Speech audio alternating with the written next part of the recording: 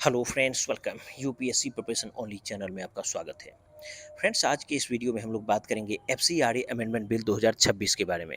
देखिए, अभी एफसीआरए जो बिल है ये बहुत ज़्यादा चर्चा में है। चर्चा में इसलिए है क्योंकि भारत का है तो ये आंतरिक मसला, भारत सरकार के द्वारा और संसद से ये पास होना है। लेकिन इसका जो है विरोध अमेरिका में बहुत ज़्यादा हो रहा है। बात यहाँ तक पहुँच गई कि अमेरिका के एक सांसद थे, वो बताए कि ये जो बिल है ये पूरे ईसाईयत समाज पर हमला है और भारत सरकार को इस तरह का बिल बिल्कुल नहीं लाना चाहिए। तो हम लोग ये समझेंगे कि आखिर एफसीआरए है क्या और अभी जो संशोधन हो रहा है तो इसमें ऐसा क्या प्रावधान हो रहा है कि अमेरिका में इतना ज़्यादा इसका विरोध हो रहा है। इसके पूरे हिस्टोरिकल बैकग्राउंड को भी हम लोग साथ-साथ देखेंगे। तो देखिए, यहाँ पर मुद्दा क्या है कि 1976 में इंदिरा गांधी की सरकार के समय जो है आपातकाल में एक एक्ट लाया गया था और यही एक्ट था एफसीआरए। पहली बार उसी समय लाया गया था 1976 में।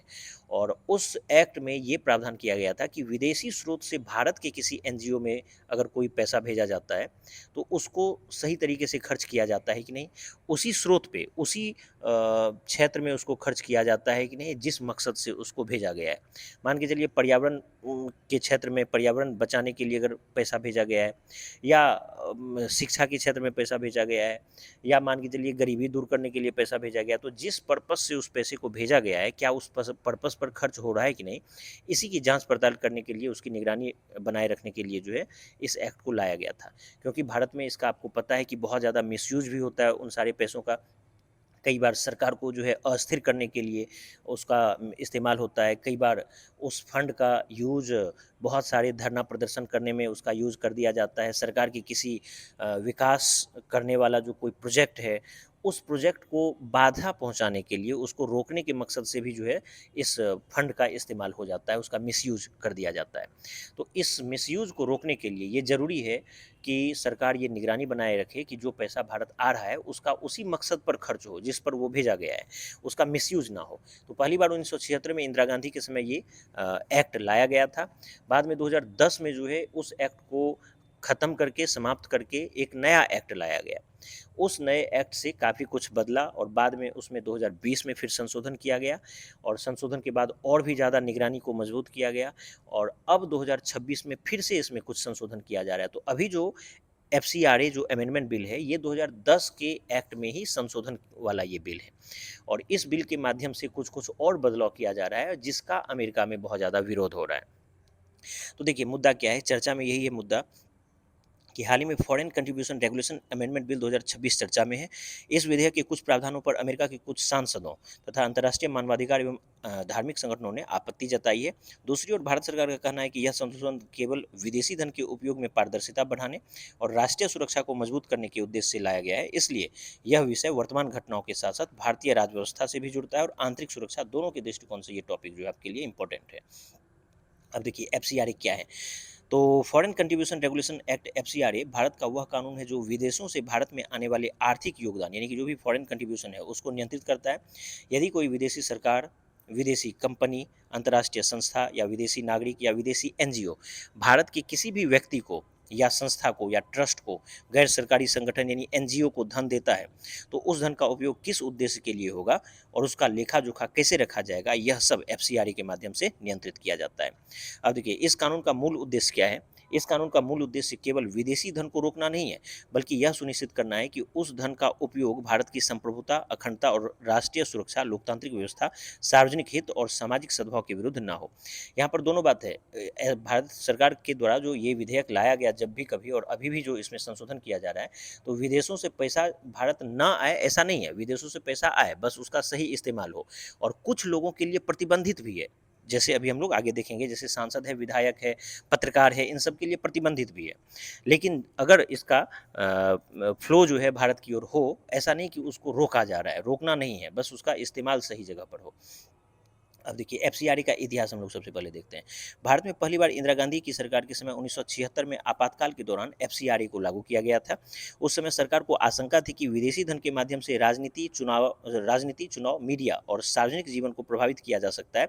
इसलिए विदेशी वित्तीय सहायता पर निगरानी रखने के लिए यह कानून बनाया गया। इसके बाद 2010 में पुराने कानून को समाप्त कर दिया गया और फॉरेन कंट्रीब्यूशन रेगुलेशन एक्ट 2010 को लागू किया गया, जिससे विदेशी फंड की निगरानी और अधिक प्रभावी बनाई जा सके। इसके तहत एनजीओ के लिए जो है 5 साल में अपना रजिस्ट्रेशन को नवीनीकरण कराना अनिवार्य कर दिया गया। यानी कि 2010 में जो एक्ट लाया गया था, तो उसके द्वारा ये कर दिया गया कि 5-5 साल पे आपको अपना जो रजिस्ट्रेशन है उसको रिन्यू करना होगा। फिर 2020 में एक इसमें इसी में संशोधन लाया गया। वर्ष 2020 के संशोधन ने एफसीआरए को पहले की तुलना में काफ़ी सख्त बना दिया। पहले कोई बड़ा एनजीओ जो था, वो धन प्राप्त करके उसको छोटे-छोटे हिस्सों में छोटे-छोटे एनजीओ को भी भेज सकता था, लेकिन अब ऐसा करना पूरी तरह से प्रतिबंधित कर दिया गया है। जिस संस्था को विदेशी धन प्राप्त होगा, उसी को उसका उपयोग करना होगा। तो इसका मिसयूज़ इस रूप में होता था कि भारत का कोई रजिस्टर्ड एनजीओ, जो बहुत बड़ा एनजीओ है, वो बहुत बड़ी मात्रा में जो है, बहुत बड़े अमाउंट में विदेशों से पैसा प्राप्त करता था और भारत के किसी दूसरे छोटे-छोटे एनजीओ को वो यहाँ पैसा दे देता था। तो इससे दिक्कत ये हो जाती थी कि उस एनजीओ को रेगुलेट करने के लिए या उस पर नज़र बनाए रखने का कोई तरीका नहीं था। आया तो वो सही मकसद से, लेकिन अब उसका मिसयूज़ अगर भारत सरकार को अस्थिर करने के लिए, देश विरोधी गतिविधि को आगे बढ़ाने के लिए अगर शुरू हो जाए, तो फिर ये देश के विकास के लिए बहुत बाधक हो जाता था। इसलिए इस पर प्रतिबंध लगा दिया गया। जो एनजीओ अब प्राप्त करेगा पैसा, उसी एनजीओ को अब वो खर्च करना होगा। साथ ही साथ इसी प्रकार पहले प्रशासनिक कार्यों में प्रशासनिक कार्य जो भी होता था, जैसे कार्यालय का खर्च हो, वेतन, इन सब पर फंड का 50% तक खर्च किया जा सकता था। लेकिन अब ये सीमा जो है इसको घटाकर 20% कर दिया गया है, ताकि अधिकतम धन समाज कल्याण की वास्तविक परियोजनाओं पर जो है खर्च हो सके। यानी पहले जो भी पैसा आता था, उसका 50% प्रशासनिक खर्च कर सकता था। यानी कि जो किसी को वेतन देना है या कार्यालय में जो स्टाफ वगैरह काम कर रहे हैं, उन सब पर खर्च किया जा सकता था। तो बहुत सारा ऐसा पैसा था जिसका मिसयूज़ हो जाता था। अब क्या है कि सिर्फ उसको 20% तक सीमित कर दिया गया था 2020 के संशोधन में, कि 20% से ज़्यादा आप प्रशासनिक खर्च नहीं कर सकते हैं और रेस्ट 80% जो है वो आपको उस मकसद पर खर्च करना होगा जिस मकसद से आप लिए हैं पैसा। इसके बाद देखिए, इसके अलावा सभी प्रमुख पदाधिकारियों के लिए आधार संख्या को अनिवार्य कर दिया गया और विदेशी नागरिक है तो उसको उसके लिए पासपोर्ट और ओसीआई देना अनिवार्य कर दिया गया। और सरकार को अगर संदेह होगा तो उसके लिए जांच के दौरान विदेशी फंड के उपयोग पर रोक लगाने की अतिरिक्त शक्ति भी सरकार को दे दी गई। अब देखिए, सभी के लिए दिल्ली में जितना भी एनजीओ है, उसके लिए दिल्ली में state bank of India SBI की जो मुख्य शाखा है, उसमें एक एफसीआरए खाता खोलना अनिवार्य कर दिया गया। इससे क्या हो गया कि सरकार के लिए जो है विदेशी धन के प्रवाह पर निगरानी रखना अब आसान हो गया। अब कोई इस बैंक में आ रहा है तो किसी का पैसा, कोई एनजीओ का पैसा दूसरे बैंक में आ रहा है, किसी का किसी तीसरे शहर में आ रहा है, तो उससे सरकार को बहुत परेशानी होती थी निगरानी रखने में। अब एक जगह से दिल्ली का जो हेड ब्रांच है स्टेट बैंक ऑफ इंडिया का, एसबीआई का मुख्य शाखा, वहाँ से ही सबको अपना अकाउंट खोलना होगा, तो सरकार के लिए आसानी हुई।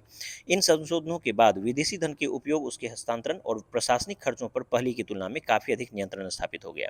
वर्तमान में अभी फ़िलहाल ये प्रावधान था कि अगर कोई एनजीओ, ट्रस्ट, सोसाइटी या शैक्षणिक संस्था या धार्मिक संस्था, चैरिटेबल संगठन या कोई भी अन्य गैर लाभकारी संस्था, एनजीओ विदेश से आर्थिक सहायता प्राप्त करना चाहती है, तो उसे गृह मंत्रालय से एफसीआरए के अंतर्गत पंजीकरण कराना अनिवार्य है।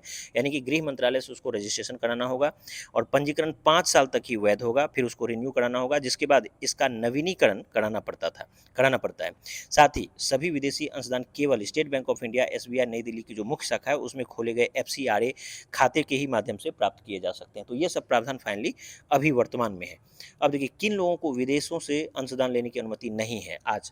तो मुद्दा क्या है कि लोकतांत्रिक व्यवस्था को बाहरी प्रभाव से बचाने के लिए कानून कुछ व्यक्तियों और संस्थाओं को विदेशी धन प्राप्त करने की अनुमति नहीं देता है। जैसे चुनाव लड़ने वाला कोई भी उम्मीदवार है या वर्तमान में सांसद है, विधायक है, राजनीतिक दल है, सरकारी कर्मचारी है, न्यायाधीश, पत्रकार, संपादक और समाचार प्रकाशक, ये सब जो है पैसा नहीं ले सकता है विदेश से। अच्छा, इसका उद्देश्य यह सुनिश्चित करना है कि विदेशों से आने वाला धन भारत की राजनीति, न्यायपालिका, प्रशासन और मीडिया को प्रभावित न कर सके। देखिए, 2026 में जो ये संशोधन अभी विधेयक लाया जा रहा है, ये चर्चा में क्यों है, जिसकी वजह से इतना हाय-तौबा मचा हुआ है। हाल ही में प्रस्तावित एफसीआरए अमेंडमेंट बिल 2026 का सबसे चर्चित प्रावधान यह है कि यदि किसी संस्था का एफसीआरए लाइसेंस रद्द कर दिया जाता है, तो उसकी संपत्ति का प्रबंधन करने के लिए सरकार एक डेजिग्नेटेड अथॉरिटी नियुक्त कर सकती है। इसी प्रावधान को लेकर देश और विदेश में बहुत ज़्यादा बहस छिड़ी हुई है। अब देखिए, डेजिग्नेटेड अथॉरिटी का क्या काम होगा कि यदि किसी संस्था या एनजीओ का एफसीआरए लाइसेंस, मान के चलिए, उसका रद्द हो गया है या लाइसेंस सरेंडर वो कर दिया है या समाप्त हो गया है, तो उसकी जो विदेशी फंड से बनी संपत्तियां हैं, उसकी देखरेख के लिए और उन्हें जब्त करने के लिए जो है सरकार एक विशेष अधिकारी को नियुक्त करेगा। यानी कि एक डेजिग्नेटेड अथॉरिटी नियुक्त कर देगा जो उसकी संपत्ति की यहाँ पर अभिरक्षा करेगा या फिर उसके कंट्रोल में वो सारी संपत्ति आ जाएगी। साथ ही साथ लाइसेंस की जब्ती और वापसी निर्धारित समय के भीतर लाइसेंस अगर रिन्यू नहीं होता है तो संपत्ति हमेशा के लिए सरकारी नियंत्रण में चली जाएगी। हालाँकि समय रहते लाइसेंस बहाल होने पर इसे वापस पाया जा सकेगा। तो अब क्या है कि अगर उसका लाइसेंस रिन्यू नहीं हो पाता है तो वो संपत्ति सरकार के पास चली जाएगी। तो इससे विदेशी जो एनजीओज है या विदेशी अमेरिका की सरकार है उसको बहुत ज़्यादा प्रॉब्लम हो रहा है। अब देखिए न्यूनतम उपयोग सीमा मिनिमम यूटिलाइजेशन थ्रेशोल्ड क्या है कि नए नियम के तहत जिन एनजीओ ने पिछले 2 वित्तीय वर्ष में 10 लाख रुपए से कम विदेशी फंड प्राप्त किया है या उसका उपयोग किया है, वे रिन्यूएबल के पात्र नहीं हो सकते हैं। तो अगर 10 लाख रुपए से कोई कम विदेशी फंड प्राप्त किया है या उसका 10 लाख से कम उपयोग किया है तो वो रिन्यूअल का पात्र नहीं हो सकता है ऐसा एनजीओ। और सज़ा का प्रावधान थोड़ा कम किया है कि उल्लंघन होने पर उल्लंघन होने वाली अधिकतम जेल की सज़ा 5 साल से घटाकर 1 वर्ष करने का प्रस्ताव भी है। तो इस तरह से कुछ-कुछ ऐसा प्रावधान है जो कि अमेरिका या कोई भी जो अभी यूरोपियन कंट्रीज़ है, वो नहीं चाहता है कि इस तरह का प्रावधान भारत में लाया जाए। और इसका मूल मकसद यही कि आपको पता है कि भारत जिस रफ़्तार से, जिस गति से लगातार अपने विकास के पथ पर आगे बढ़ रहा है, तो इससे अमेरिका अब भारत को एक अलाय के रूप में नहीं बल्कि कहीं न कहीं एक चाइना की तरह जो है फ्यूचर का एक कॉम्पिटिटर के रूप में देखना शुरू कर दिया है। एक ऐसा कॉम्पिटिटर जो बाद में भारत अमेरिका के लिए एक चुनौती ना बन जाए। तो भारत को तरह-तरह से भारत के विकास के मार्ग को रोकने के लिए या भारत सरकार को जो है अस्थिर करने के लिए जो है, बहुत सारा फंड विदेशों से भेजा जाता है। तो उस फंड के रास्ते को ही अगर सरकार रोक दे और उसका इस्तेमाल सही जगह पे अगर होने लगे, तो फिर उसका पैसा भेजने का मकसद ही खत्म हो जाएगा। वो भेजता ही है भारत सरकार को कई बार अस्थिर करने के लिए। तो वो मकसद खत्म हो जाएगा, इस वजह से इसका बहुत ज़्यादा विरोध कर रहा है अमेरिका। हालाँकि ये अनऑफ़िशियल वर्ज़न है, ऑफ़िशियल वर्ज़न उसका जो भी हो, भारत सरकार उसका खंडन किस बिंदु से किया है, हम लोग अभी देखेंगे। अब देखिए, अमेरिका और कुछ अंतर्राष्ट्रीय संगठनों की आपत्तियाँ क्या हैं कि अमेरिका के कुछ सांसद, धार्मिक संगठन तथा मानवाधिकार संस्थाओं का कहना है कि इस संशोधन से चर्चों, धार्मिक संस्थाओं तथा विदेशी सहायता प्राप्त करने वाले कोई भी जो एनजीओ है, उसके कामकाज पर नकारात्मक प्रभाव पड़ सकता है। उनका यह भी आरोप है कि इससे नागरिक समाज यानी कि सिविल सोसाइटी की स्वतंत्रता सीमित होगी और मानवाधिकार एवं धार्मिक स्वतंत्रता से जुड़े संगठनों की कठिनाइयों का उन सबको सामना करना पड़ सकता है। तो ये सब उनका ऑफिशियल वर्जन है। तो भारत सरकार का पक्ष यही है कि भारत सरकार ने इन आरोपों को स्वीकार नहीं करती है।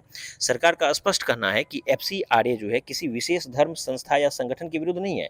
इसका उद्देश्य केवल यह सुनिश्चित करना है कि विदेशों से आने वाला जो कोई भी धन है वो पारदर्शी तरीके से उसका उपयोग हो और इसका इस्तेमाल धर्मांतरण में ना हो, अलगाववाद में ना हो, आंतरिक सुरक्षा को प्रभावित करने वाली गतिविधियों या भारत विरोधी प्रचार करने के लिए इसका उपयोग ना किया जाए।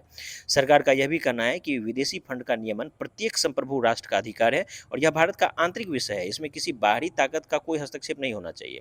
चलिए फाइनली हम लोग कुछ इंपॉर्टेंट फैक्ट्स देखते हैं। देखिए एफसीआरए का फुल फॉर्म क्या है? Foreign contribution regulation act. पहली बार 1976 में लाया गया था। अभी का जो एक्ट है ये 2010 का एक्ट है। इसमें पहला संशोधन 2020 में हुआ था और वर्तमान में 2026 में संशोधन विधेयक को लाया जाएगा और गृह मंत्रालय के अंतर्गत ये मुद्दा आ रहा है। और इसकी जो एफसीआरए पंजीकरण की वैधता 5 साल की होती है। विदेशी अंशदान प्राप्त करने हेतु अनिवार्य बैंक एसबीआई है। एसबीआई नई दिल्ली की मुख्य शाखा और प्रशासनिक व्यय की अधिकतम सीमा अब जो है 20% कर दिया गया है, पहले 50% था। चलिए हम लोग एक एमसीक्यू देखेंगे। विदेशी अंशदान विनियमन अधिनियम एफसीआरए के संबंध में निम्नलिखित कथनों पर विचार कीजिए। एफसीआरए का प्रशासन गृह मंत्रालय के द्वारा किया जाता है। एफसीआरए पंजीकरण की वैधता 5 साल की होती है और 2020 के संशोधन के बाद विदेशी अंशदान का प्रशासनिक व्यय अधिकतम 20% तक सीमित कर दिया गया है।